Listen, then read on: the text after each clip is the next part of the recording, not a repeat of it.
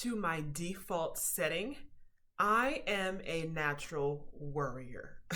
Okay? I am someone who is naturally prone to worrying about everything. And I mean everything.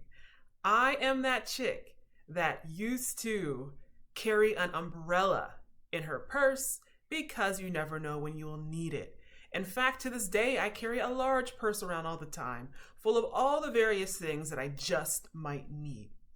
And spoiler alert, I usually need most of that stuff never. But I still do it. I still carry it around. I naturally worry a lot. And in fact, the things that I worry the most about are work and business. Hi, my name is Keisha Dent. I'm a certified mindset hypnotist and the author of Life Change Now. And today I want to talk about worrying. Are you a worrier? Do you worry a lot? And if so, what can be done about it? So, me personally, you can call it, because it's my personality type or my position in the family as a firstborn child, right below that of the parents, or perhaps even the fact that it's in my stars, my astrology. It's even there that I'm someone who's prone to worrying and being in a constant state of trying to prepare everything, trying to prepare for everything, trying to always be ahead, trying to always worry about all the horrible things that can go wrong. Okay? That's me. That's who I've always been. And especially before I discovered how the mind works, the power of the mind, the power that hypnosis has into changing old thinking patterns, that is certainly who I am, okay, and who I was. And especially in the fields of work and business, okay? I'm not sure if you can relate, but sometimes I will wake up on a panic, on a day off, just so freaked out that it's actually a work day. And I'll even go into the morning of like a weekend or a holiday or a day off, and I'd be like, what if it's not really a holiday? What if it's not really a work day? What if I'm supposed to be at work? What if I'm thinking that it's a Saturday, but it's actually a Tuesday? Like, and this actually kind of mess with my mind and bother me to the point I'm freaking out and I'm looking for evidence that's the day of the week that it is, because I just seem to be set on a default setting for worrying. Even today, with what I do with my business, I worry about, am I prepared enough? Okay. What if the client hates me? What if the client doesn't like what I do? What if the client hates my work, thinks that I'm terrible, and complains about me and does this and does that, and what if, constantly worrying. And the thing about it is, now knowing what I do, working on what I do, I'm able to, of course, be able to push back and to create a happier situation for myself. And even though I certainly am prone to worry, and I still have and struggle with that a lot, I now have the tools and the resources to, number one, know what my mind is up to, know its tricks, and be able to create a better choice and a better path for myself. So let's start, first of all, with asking, number one, what is worrying exactly? What is worrying?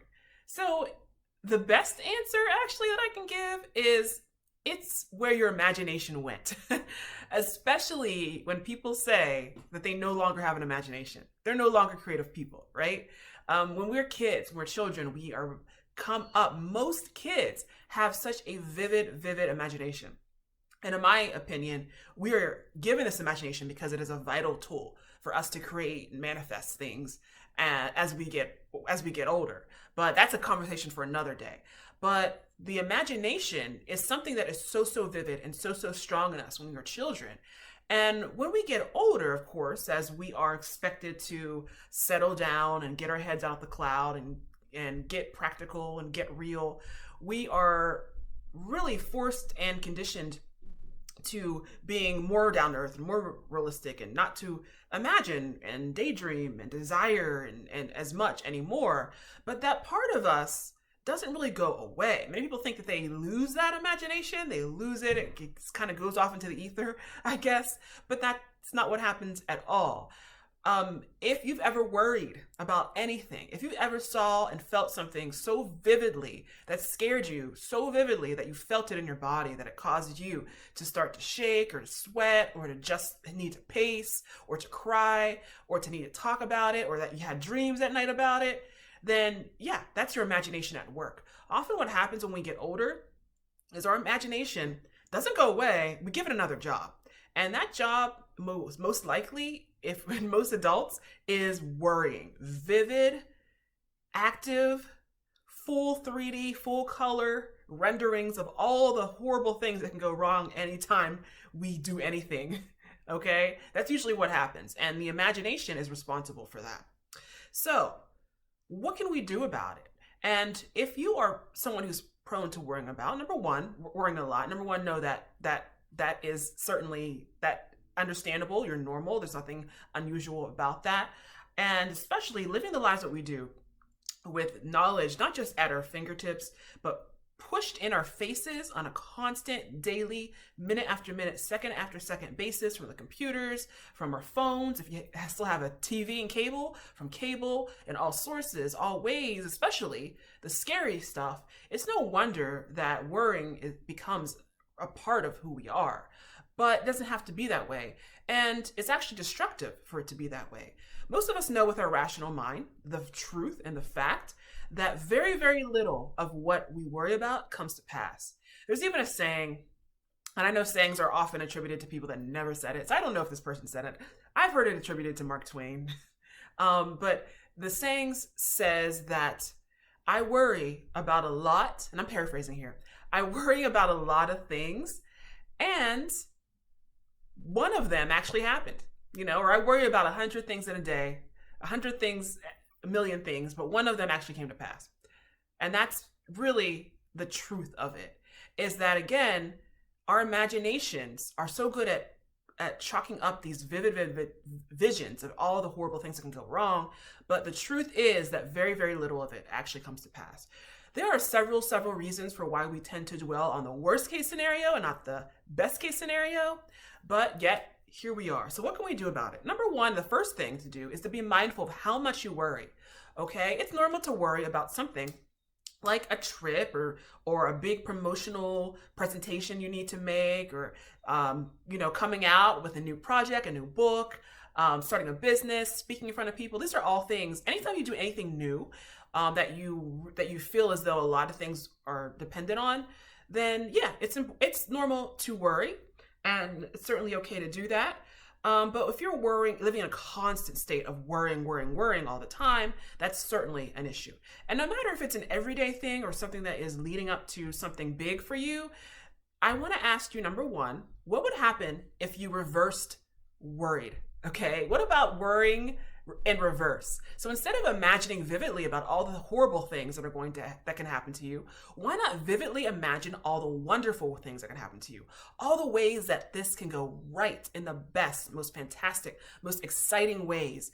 Because the truth is, the scientific truth is that you are more likely, okay, to have good things happen to you, more likely to be okay, more likely to have things work out that you're safe and okay, or better. So why not vividly fill your head with that instead? Number two, know that worrying at its heart is really often an issue about control. We want to control so much, and certain personality types, including mine, we want to control every little aspect. And the thing is, you cannot control a lot of what life has to give you. A lot of life is unpredictable. A lot of life is going to happen and unfold outside of your control. That is the way the earthly existence is. That is the way life is. It's a time to be able to surrender control. And actually, I was looking at a book that I actually hope that I want to read soon. I think it's called The Power of Surrender. Yep. By Judith Orloff. I actually have these cards that go with it. But I actually do want to read the book as well. And I think I'm going to actually read that and do a little review on it. But that's one example of a book that talks about letting go of control. Okay. And being able to dance with that and being able to embrace more uncertainty. If you are struggling with this, and in addition to reverse worrying, ask yourself, okay, well, what can I control and what can I not? whatever's it within your control, do your best to try to make it better, to try to control things, to try to improve things, and see it that way, to give yourself the best chance. And then everything else that you after that, you have to learn to let go. So always ask yourself, okay, what can I control about this, and what can I not? Okay, there is a saying, age-old saying, and I'm going to paraphrase this too. I'm probably going to get it wrong, but it's something like, it's a prayer. It's something like, God, give me the serenity to change what I can and to accept what I cannot. Okay, so that the acceptance part is what may be lacking and what may need to be turned up in your life. Okay, so that is it for this video. Definitely one way that you can learn to be able to dance better with the acceptance of life, okay? With being good at controlling what you can, good at letting go at what you can't, is with hypnosis. Another way to be able to ask yourself, what's the best thing that could possibly happen? And what visions can I fill in my head with the best things, get me excited about the best that can happen, is hypnosis, okay? Hypnosis is a powerful method that has helped me. I've told a couple times about my panic attack stories, which is worrying in its worst scenario, right? It literally was shutting me down. And hypnosis helped me to be able to change those thinking patterns, to be able to feel better, and to feel once again more in control of my mind and my body. So I encourage you, if you're interested in how hypnosis can help you, check out, get a free consultation, check me out. You can do that at newworldhypnosis.com. You can also there get your freebie, which is a free video course and free hypnotic recording, all about stopping self-sabotaging behavior, stopping that spiraling back, circling around in circles, okay? So it's totally free. Check that out. And of course, check me out and sign up for a free consultation if you're interested, okay? That is it for today. I hope you're enjoying this wonderful spring. And remember always, in order to change your life, you must first change yourself. Thank you so much. Be well, be blessed, and I will see you next time.